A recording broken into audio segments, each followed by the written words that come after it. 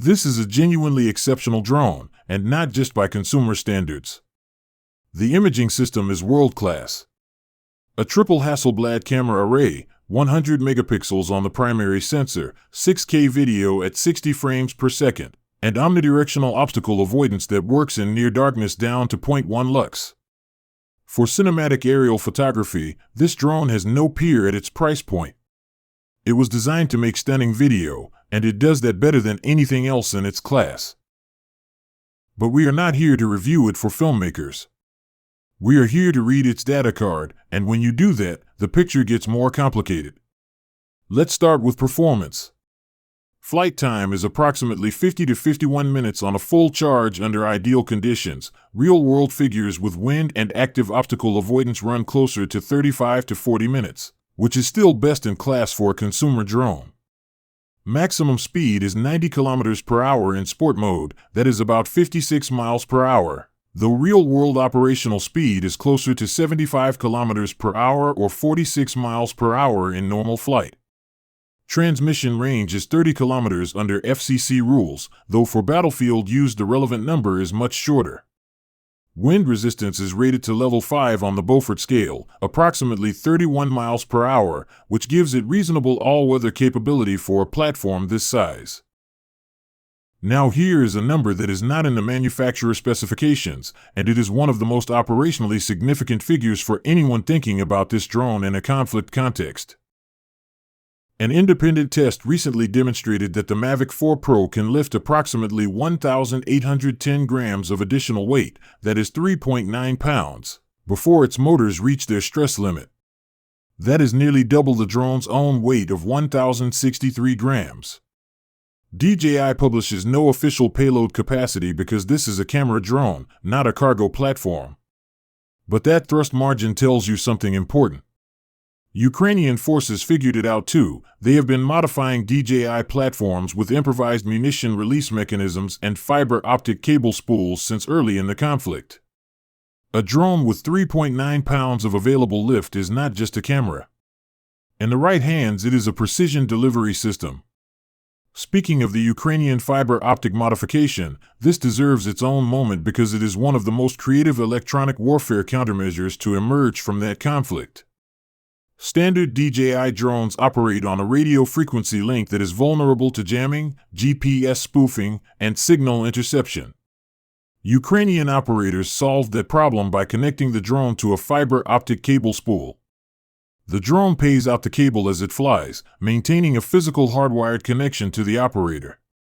That connection cannot be jammed. It cannot be spoofed. The drone cannot be taken over by enemy electronic warfare systems because it only accepts communications through the fiber optic link. GPS dependency is also eliminated. The operator navigates visually through the drone's camera feed. What started as a consumer cinema tool became a hardened tactical platform through one elegant field modification. However, that modification has limits. The cable restricts range to however much fiber is on the spool. The drone is still physically slow, and that matters for survivability. Now let's look at the countermeasure vulnerability profile, and this is where the data card gets uncomfortable for a platform that is increasingly showing up in conflict zones. RF jamming risk is high. The standard DJI 04 Plus transmission link is a 2.4 and 5.8 GHz RF system with no military-grade hardening. The fiber optic modification addresses this specific vulnerability, but most battlefield DJI drones are not running fiber. GPS spoofing risk is high for standard configuration. Again, the fiber optic modification partially addresses this, but does not eliminate it entirely since GPS can still affect the drone's internal positioning system even when control is via fiber. EMI and EMC attack risk is very high. There has been no effort to harden the consumer electronics inside this airframe against electromagnetic interference or high-powered microwave attack. Every wire inside this drone acts as an antenna.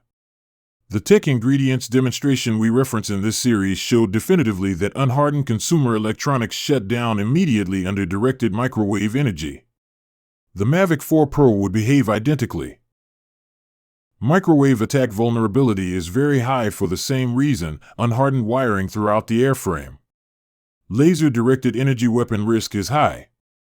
The plastic composite airframe is lightweight and combustible.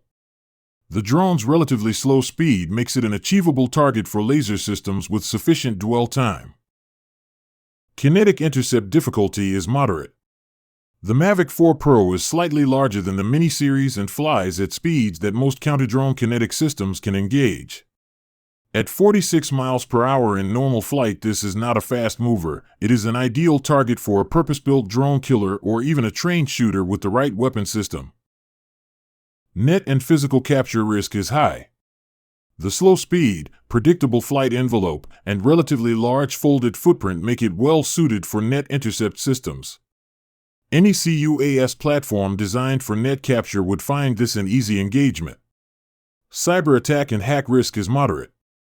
DJI's Aeroscope system allows authorities to detect and identify these units by their RF signature, making them trackable in conflict zones.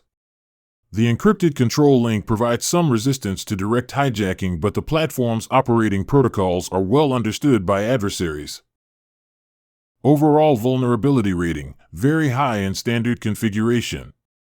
With the Ukrainian fiber optic modification, RF jamming and GPS spoofing risk drops significantly, but microwave, laser, and kinetic vulnerabilities remain unchanged.